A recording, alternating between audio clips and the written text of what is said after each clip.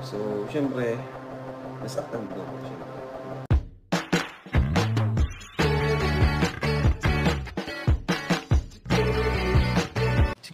Si Kuya Jens, ano yan, reactor natin yan.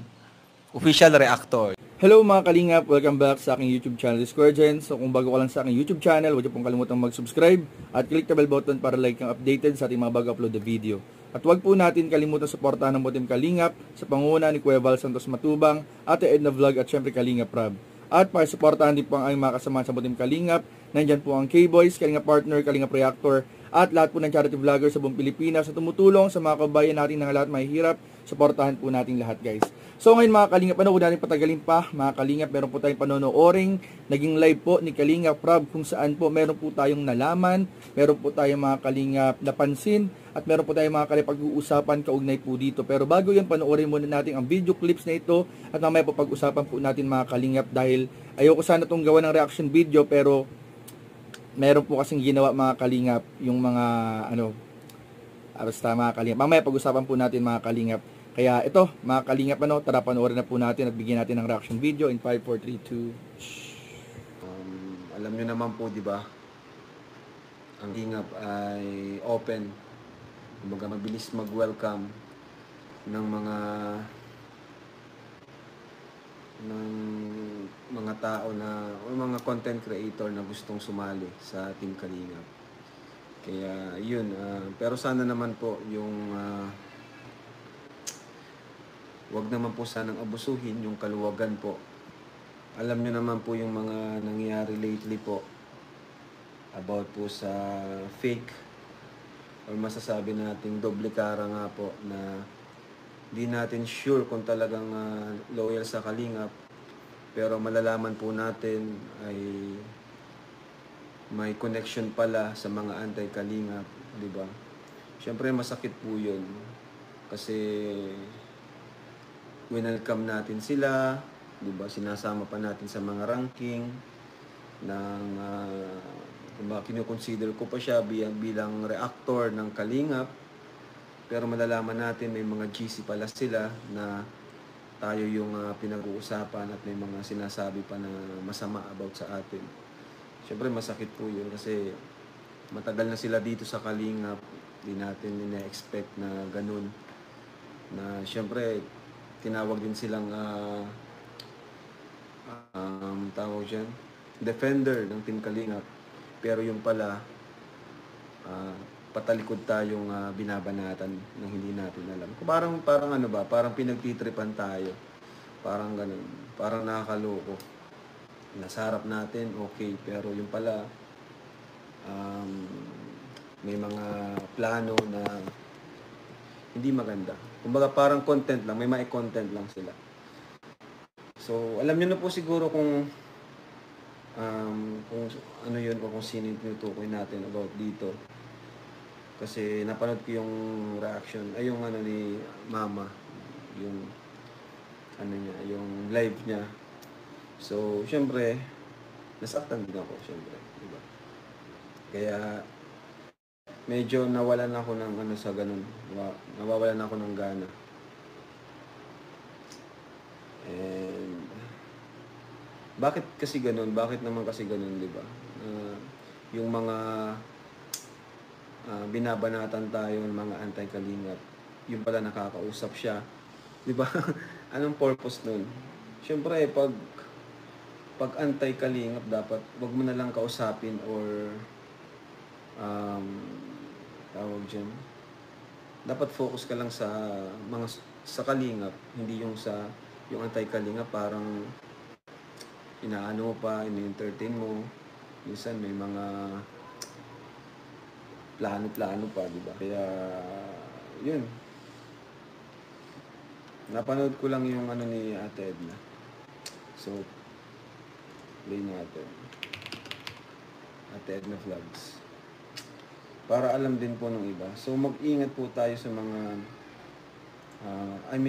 kami pala mag-ingat. Pero, ma-apply din naman po yan sa buhay ng bawat isa sa atin na huwag tayong masyadong katiwala. Diba? Huwag tayong masyadong katiwala. pag ano po doon, sa GC nila, konbo nila, andito may mga krito. Nakakating sa akin. Alam nyo, ito, kakampi niya si Salcedo. Yun ang di niya alam na alam namin. Alam ko pala. Tuwan-tuwa siya sa GC nila na binabanatan ni Salcedo. Si Dan, si Rab, Kuya Bal, yan. Ito, pakita ko sa inyo. Kaya huwag po kayo maniwala dyan na sa mga reactors na ganyan. Kunyari ay ano, kunyari ay paepal, kunyari ay kay ano, napapahamak yung mag-ama. Pero sa ilalim po niyan, sila yung ano, mayroong ano, mga silent bashers po yung mga ganyan. Kaya huwag po kayo maniwala.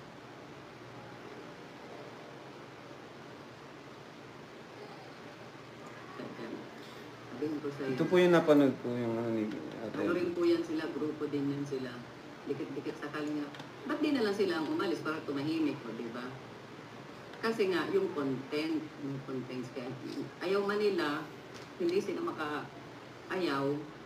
Kasi yun ang content nila, may content sila, yun ang habol nila sa kalinga. Pero sa totoo lang, kaunting issue, sila yung bashers. Ayun nga mga Kalingap, napanood nga po natin yung ilang video clips po galing dun sa live ni Kalingap Rob noong nakarang araw patungkol po doon sa kanyang pagpapahayag ng kanyang nararamdamang sakit, disappointment, turn off, at yung pagkasira po ng tiwala. Ano mga Kalingap? Ito mga Kalingap, ginawan ko to ng reaction video dahil may nakita akong mga ilang, sabihin na nating mga anti-Kalingap, anti-Kalingap na ginawan ng reaction video, itong video na to ni Kalingap Rob, at tila ba mga Kalingap, binabaliktad pa yung mga sitwasyon. Binabaliktad pa po yung mga senaryo, binabaliktad pa yung kwento ng mga anti-Kalingap na yan. Kaya hindi ko na po natiis mga Kalingap, kinakailangan ko na rin pong gawan to ng reaction video bilang pagdepensa natin mga Kalingap sa ating kaibigan. At syempre mga Kalingap, talagang naniniwala naman po ako mga Kalingap na ang sinasabi po dito nila Kalingap Rob at ni Tita Edna, sana panood po nating video mga Kalingap, ay may reason kung bakit nila nasabi po yan mga Kalingap. Naniniwala po ako na hindi po nila yan sasabihin sa publiko, hindi po nila yan mga Kalingap isa sa ilalive po o ibabahagi sa ating lahat kung wala po silang basehan o pinangahawakan. Naniniwala po ako mga Kalingap, matalino ang mga viewers, matalino ang mga supporters ng Kalingap. At alam ko po, naniniwala po kayo mga Kalingap na hindi po yun ilalabas sa publiko kung wala pong basehan at walang pinangahawakan mga Kalingap. Kaya dito pa lang mga Kalingap, sa pahayag na ni Kalingap Rob, makikita na po natin mga Kalingap yung disappointment po talaga sa family nila. Ako personally na-disappoint naman ako at nainis ako mga Kalingap dun sa mga nag-live na tila ba mga Kalingap na binabaliktad pa po nila yung kwento. Na tila ba mga Kalingap dun sa naging pahayag po ni Ate Edna at ni Kalingap Rob, ay tila ba parang sila pa yung nakawawa, sila pa yung naaragabyado, sila pa yung parang ginawa ng kwento. Ang tanong dyan, anong point?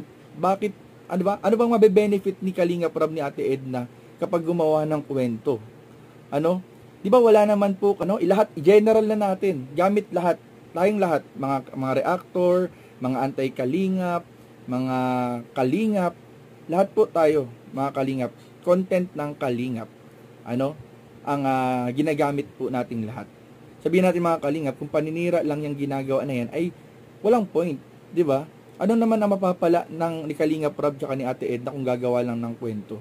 So wala po, di ba mga Kalingap? Pero anong mapapala ng mga ibang vloggers, sa content ng Kalingap? Napakalaki. Napakalaki po. In the first place, hindi tayo lahat makikilala kung wala ang Kalingap. Hindi tayo makikilala kung wala si Kalingap Rob, kung wala si Kuya Val, at kung hindi rin tayo sinuportahan ni Ate Edna. Kaya sana yung mga manonood, alamin po ninyo mga Kalingap kung sino talaga ang inyong paniniwalaan, siyasatin po natin mga Kalingap, wag pong basta-basta magpapadala sa matamis na salita. Kasi sigurado po ako mga Kalingap, hindi naman po yan sasabog. Hindi po sasabog yan kung walang pinangahawakang basehan at kung hindi po naipon yung mga impormasyon na nakakarating po kila Kalingap Rob at kay Ate Edna. At paalala lang natin mga Kalingap, pati sa mga viewers, wag po sanang mga kalingap, mawawala naman yung respeto sa ina ng kalingap. Ano? Wag naman po sana, wag po natin mga kalingap, iaalisin yung respeto kila Ate Edna, kay Kalingap Rob, and syempre kay Kuya Val, na yung iba mga kalingap, hinahayaan lang na tira-tirahin sila Kalingap Rob sa Ate Edna sa comment section, sa mga ginagawang video, 'di ba? Anong point? Mga kalingap, doon pa lang po mga kalingap, makikita na po natin yung respeto sa family Matubang.